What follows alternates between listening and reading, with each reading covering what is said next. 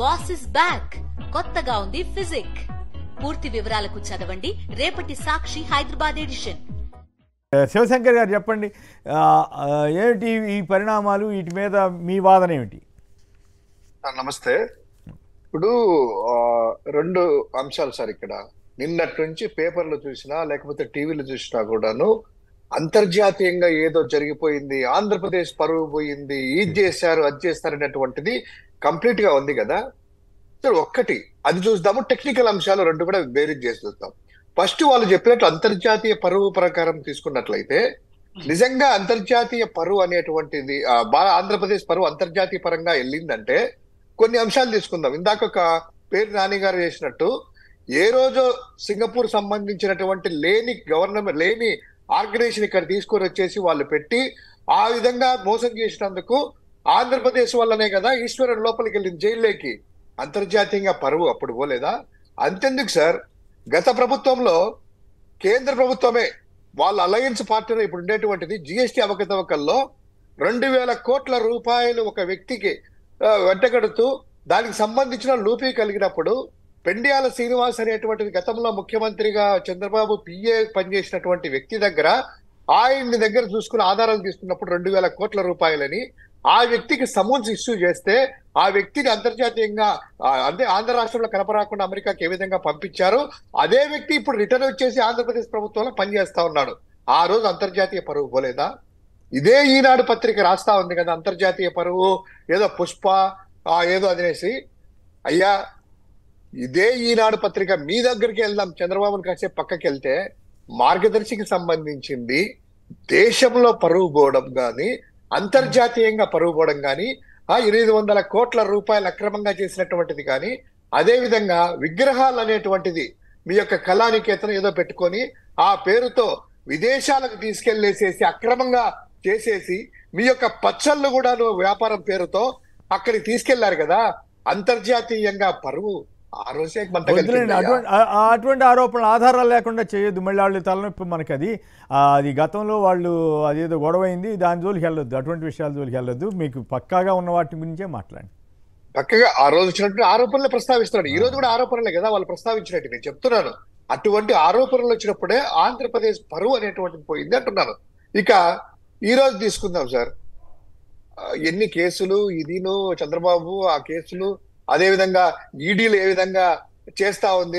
అట్లాగా చంద్రబాబు గారు చెప్పేదాని ప్రకారం అమెరికా వాడు చెప్తే రైటు, అమెరికాలో ఎవడో చెప్తే రైటు, ఇక్కడ సిఐడి చెప్తే అన్ని తప్పులేనా? అక్రమ కేసులను రాశారు అప్పట్లో ఈనాడు ఆంధ్రజ్యోతి పోటీ పడి వాళ్ళంతా కూడా. అది మరి చంద్రబాబు గారి మీద పెట్టిన కేసులు ఒప్పుకోమనండి, ఎక్కడ దర్యాప్తు సంస్థ అయినా ఒకటే అనుకుని ఎస్ అప్పుడు జరిగింది వాస్తవం చెప్తే అప్పుడు వీళ్ళు చెప్పేదానికి ఏమైనా వాల్యూ ఉంటుంది కదా. ఇప్పుడు సిమెన్స్ అనేది జర్మన్ సంస్థ కదా సార్, అంతర్జాతీయ సంస్థ కదా. సిమెన్స్ అనేటువంటిది జర్మన్ సంబంధించింది. ఆ జర్మనీ పేరుతో ఆ సిమెన్స్ పేరుతో లేని సిమెన్స్ ఇక్కడ క్రియేట్ చేసేసి దాని ద్వారా జరిగిందనేసి అదే సిమెన్స్ వాళ్ళు ఇచ్చారు కదా. అంతర్జాతీయ పరంగా జర్మనీ నుంచి లెటర్ వచ్చింది కదా, మాకే సంబంధం లేదు బాబు, మా పేరుతో ఇలా చేస్తున్నారే అనేటువంటిది. అప్పుడు అంతర్జాతీయ ఆంధ్రప్రదేశ్ పరువు అంతర్జాతీయంగా పైకి వెళ్ళిందేమో మన రామోజీ గారు అబ్బాయి చెప్పాలి.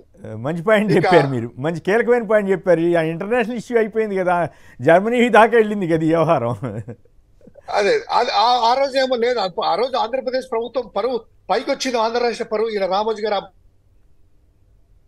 ప్రకారం చంద్రబాబు పేరుంటే చాలు అంతర్జాతీయంగా యాక్సెప్టెన్స్, జగన్ గారి పేరు లేకపోయినా కూడా కలిపి పరువు తీద్దామనేటువంటి యొక్క కుయుక్తులు ఈ రోజు కాదు సార్, 15 సంవత్సరాల నుంచి ఒక వ్యక్తి మీద క్యారెక్టర్ మీద ఏడ్చి ఏడ్చి ఏడ్చి ఏడ్చి ఏ విధంగా చూస్తున్నారు రాష్ట్ర ప్రజలు తీసుకున్నారు.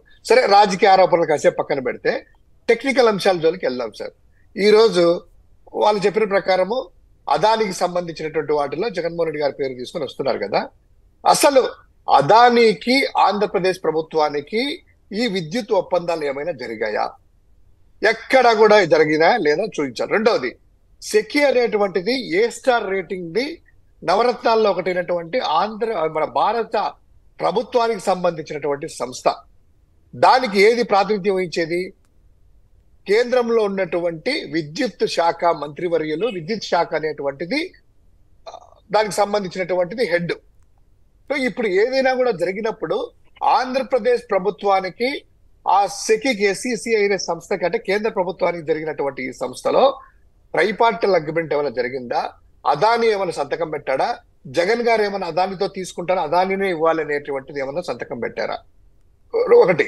రెండవది, ఆ రోజు జరిగినటువంటి 2021 జరిగినటువంటి రేట్లలో ప్రత్యుత్తరాలు చూసుకున్నట్లయితే ఉత్తర ప్రత్యుత్తరాలు అన్ని కూడాను కేంద్ర ప్రభుత్వ సంస్థ ఆంధ్రప్రదేశ్ ప్రభుత్వానికి మా దగ్గర సోలార్ ఎనర్జీ ఉంది, మీరు సోలార్ సంబంధించినటువంటి టెండర్లు కూడా పిలిచారు, ఇక్కడ అనేకమైనటువంటి ఉచిత విద్యుత్ సంస్కరణల వల్ల ఈ యొక్క మీకు సంబంధించినటువంటి పారదర్శకంగా ఉండడం వల్ల ఈ యొక్క మా సెకీ దగ్గర నుంచి అంటే మా ఆర్గనైజేషన్ నుంచి పవర్ తీసుకున్నట్లయితే ₹2.49 మేము ఇస్తాము.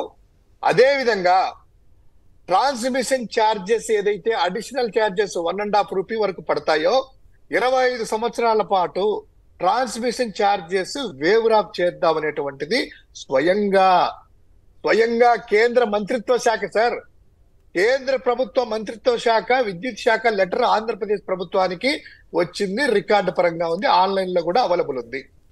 ఇక ఇంత జరిగినప్పుడు రేట్స్ చూసుకున్నట్టు సార్, గతంలో 2014-19లో ఈ సోలార్ సంబంధించినటువంటిది 36 ఒప్పందాలు జరిగినాయి చంద్రబాబు ప్రభుత్వానికి, బయట ప్రైవేట్ ఆపరేటర్స్ కూడా జరిగాయి. మేము చేసుకునేది ప్రభుత్వ సంస్థ, ప్రైవేట్ డిస్కమ్స్ నుంచి కూడా ప్రైవేటు ఆ విద్యుత్ ఉత్పత్తి సంస్థల నుంచి కూడాను ఆ రోజు ₹6.90 ఇంక్లూడింగ్ ట్రాన్స్మిషన్ ఛార్జెస్, ₹4.90, ₹5.90, ₹6.90 వివిధ రకాలుగా ఆ రోజు గుజరాత్ రాష్ట్ర ప్రభుత్వము ₹3.40 కొంటే అదే విద్యుత్ సంస్థల ద్వారా ₹6.90, ₹4.90, ₹5.90 డిఫరెంట్ గా చంద్రబాబు ప్రభుత్వం కొనింది.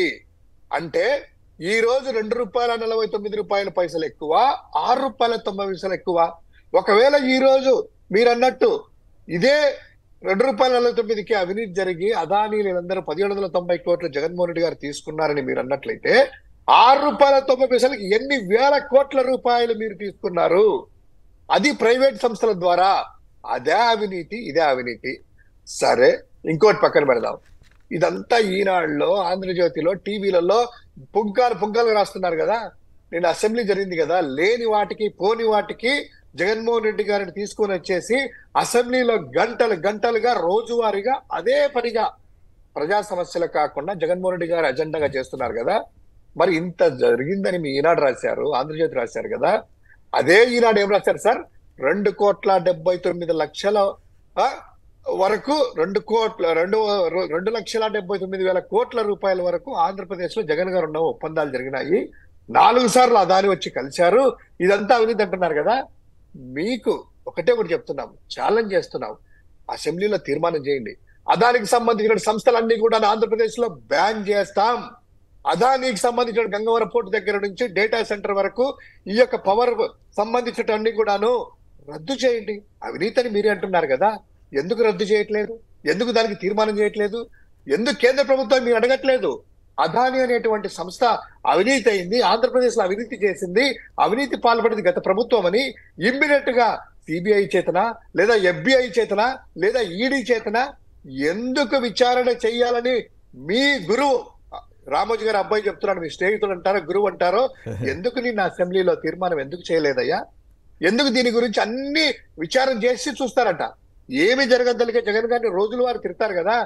ఆయన చెప్తుండే నిన్న పార్లమెంటరీ పార్టీ మీటింగ్ జరిగిన తర్వాత అచ్చెన్నాయుడు గారు ఆయన ఉన్నారు కదా సార్, రామ్మోహన్ నాయుడు గారు చెప్తున్నారు, అన్ని కూడా చర్చిస్తారట, లోతుగా డిస్కస్ చేసి మాకు ఆదేశాలు ఇస్తారు, మేము మాట్లాడతాం అక్కడ అని. ఎందుకు డిస్కషన్? ఆంధ్రజ్యోతి రాసింది కదా, ఈనాడు రాసింది కదా. మీరు జగన్ గారి పేరు లేకపోయినా కూడా తీసుకొని వచ్చి జగన్ గారు అనేసి చెప్తున్నారు కదా. ఎందుకు అదానిని ఆంధ్రప్రదేశ్ నుంచి బ్లాక్ చేయడానికి నేను అసెంబ్లీలో తీర్మానం పెట్టలేదు? మీరు ఎందుకు అదానిని ఒక మాట అనట్లేదు? నిజంగా అవినీతి జరిగిందంటే మోడీ గారిని కూడా అన్నారు కదా. ఇప్పుడు రాహుల్ గాంధీ వీళ్ళంతా మోడీ గారిని విమర్శిస్తున్నారు. అఫ్ కోర్స్ వాళ్ళ ఏపీసీ అధ్యక్షురాలేమో జగన్ గారి మీద అంటున్నప్పుడు కూడా రాహుల్ గాంధీ కూడా బుర్ర తక్కువేమో, మరి ఆయన కూడా వీళ్ళని అనకుండా మోడీ గారిని అంటున్నాడు. మరి ఈవిడికి తెలివైందో ఏమో, మరి అది వేరే సంగతి. మోడీ గారిని కూడా విమర్శించాలి కదా చంద్రబాబు గారు. వీళ్ళంతా కూడా ఇదేం పత్తాయా అని ఒకవేళ తప్పుంటే ఖచ్చితంగా మోదీ గారిని అనాలి, కేంద్ర ప్రభుత్వాన్ని నిందించాలి. నిజంగా ఇంత అవినీతి జరిగింది ప్రపంచంలో అంటే దానికి సపోర్ట్ చేసినటువంటి బీజేపీ నుంచి ఇలా బయటికి రావాలి ఇమీడియట్ గా. ఇలాంటి అవినీతి ప్రభుత్వాలన్నా మేము ఉండేది, మేము బయటకు వస్తాం. ఎలక్షన్ల ముందు వచ్చాడు కదా 2019 ముందు, మేము కాదు మాకు డిమాండ్ కావాలి మా రాష్ట్రానికి అని. ఈరోజు బయటికి రావాలి. ఎందుకు రాలేదు? ఎందుకంటే జగన్మోహన్ రెడ్డి గారిని టార్గెట్ చేసుకోవాలి, జగన్మోహన్ రెడ్డి గారు మాత్రమే జరగాలి. ఒకవేళ సార్ అంత తక్కువ పవర్ తీసుకొని అంత అవినీతి చేసేటప్పుడు చంద్రబాబును ఆ పీపీఎల్ ఆధారంగా చేసుకొని రెఫరెన్స్ తీసుకొని 5 రూపాయలకు కొనొచ్చు కదా. అవును, అంతేగా పాత దీని ప్రకారం కొద్దిగా తగ్గించుకుని మిగతాది కంటిన్యూ చేసి ఉండొచ్చు కదా ఒప్పందాన్ని. అట్లా అదే 25 సంవత్సరాలు పీపీఎల్ ఉన్నాయి కదా, అవే రెఫరెన్స్. పైగా మీకు గుర్తుందా శివశంకర్ గారు, ఈ రేట్లు ఎక్కువగా ఉన్నాయి తగ్గిద్దామని జగన్ గారు ప్రతిపాదిస్తే ఇదే చంద్రబాబు గారు, ఇదే ఈనాడు, ఇదే ఆంధ్రజ్యోతి అమ్మో రేట్లు తగ్గిస్తారా, అంతర్జాతీయంగా మనకు నష్టం జరిగిపోద్దని చెప్పింది వీళ్ళే.